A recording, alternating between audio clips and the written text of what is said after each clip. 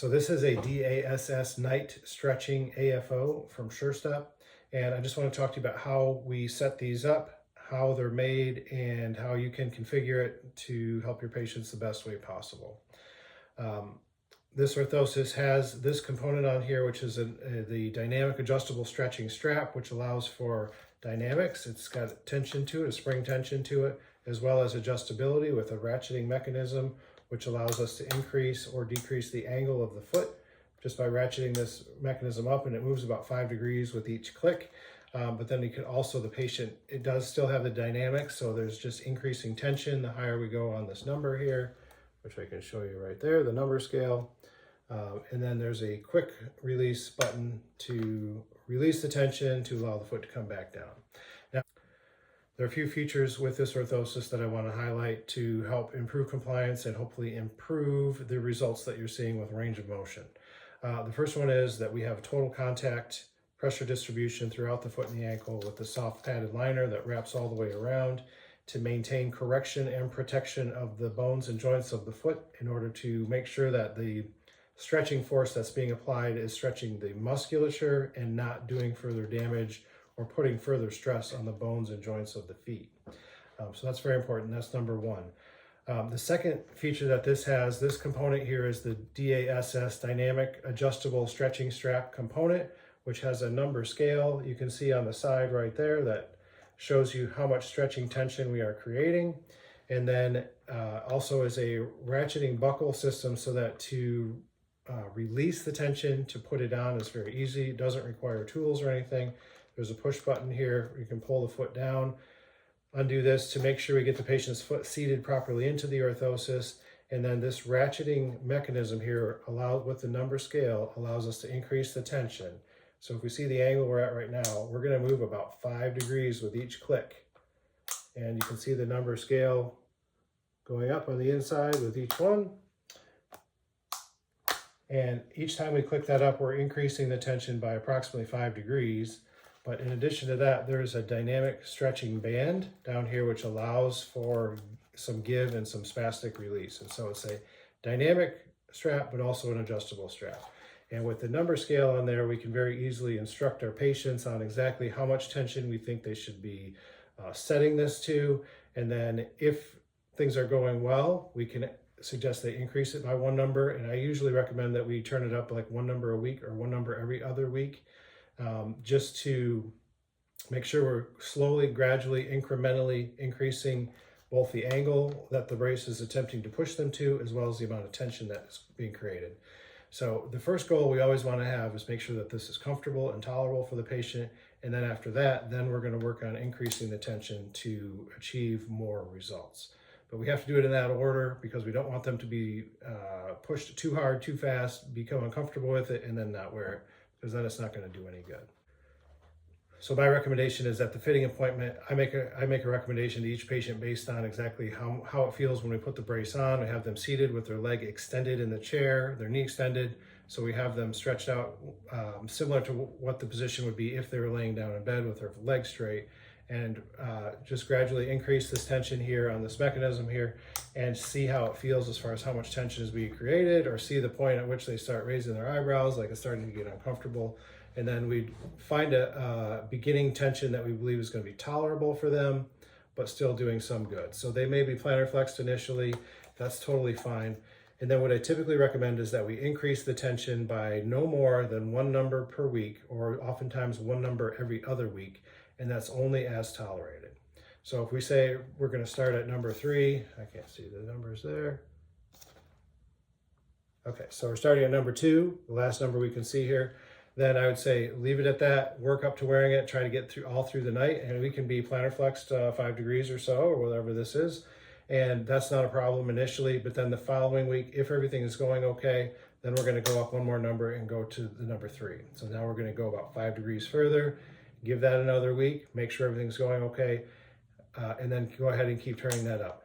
If at some point, and most likely at some point, the tension will become too much, and then at that point we just say, okay, go back to the number you had it at before. So if we turn it up to 5 or 6 1 week, and all of a sudden we're having trouble sleeping or they're having too much discomfort, Then after that, the following night, then go ahead and go back down to the number they were tolerating, give that another week or two, and then try again.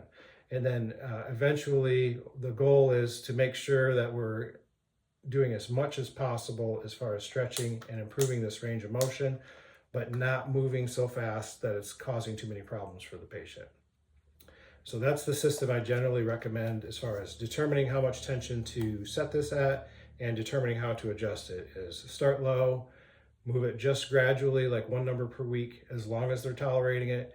If at some point or whenever the point happens where it's too much, then we go back to the number that they can tolerate, give it a couple more weeks, and then maybe try again.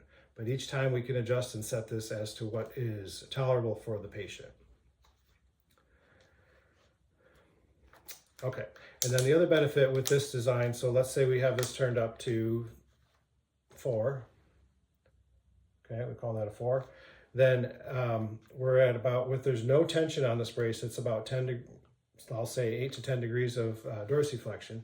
And we do have an incorporated goniometer right there, so we can actually check and see where that's at. So this goniometer is incorporated in the inside so that while the patient is wearing it, then there's going to be some resistance in their musculature. So we can gauge and measure exactly what position we're achieving at night while they're wearing the orthosis. So this is a dynamic stretching brace, so it does have this give to it, which is really important so that when patients, if they have spasticity or they just feel the need to push out and stretch, this is going to let them do that. And then when they relax again, the tension is going to pull back and bring them back to where they were.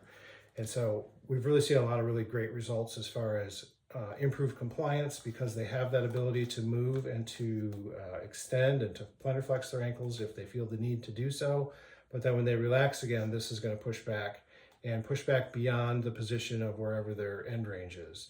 But it's all very gentle and it's adjustable. So we have a built-in goniometer on the ankle joint here, and depending on how this is configured, we can do this up medially on the inside of the foot, just like this one is here, or we can put an attachment on this DA joint on the outside of the foot as well.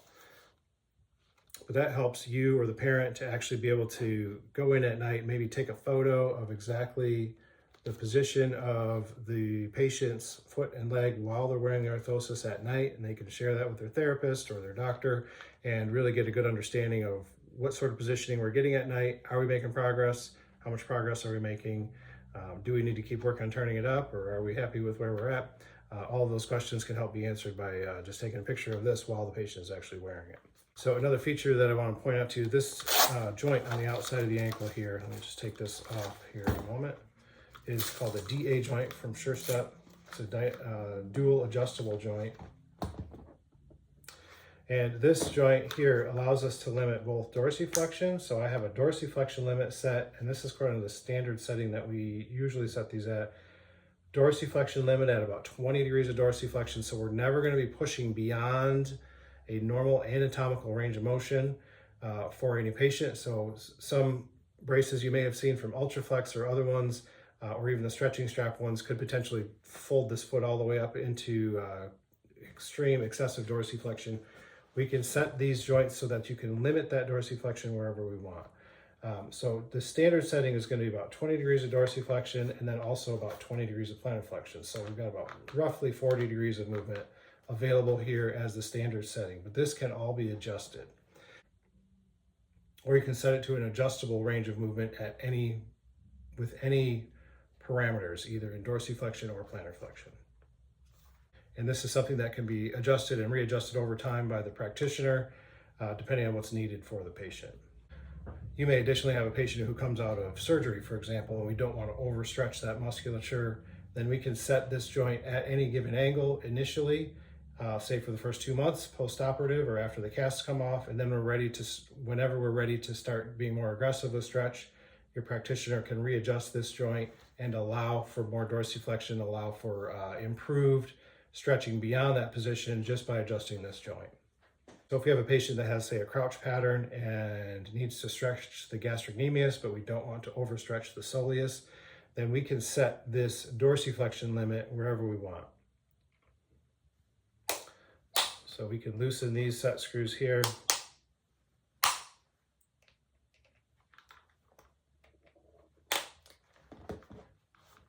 And if we want to adjust this,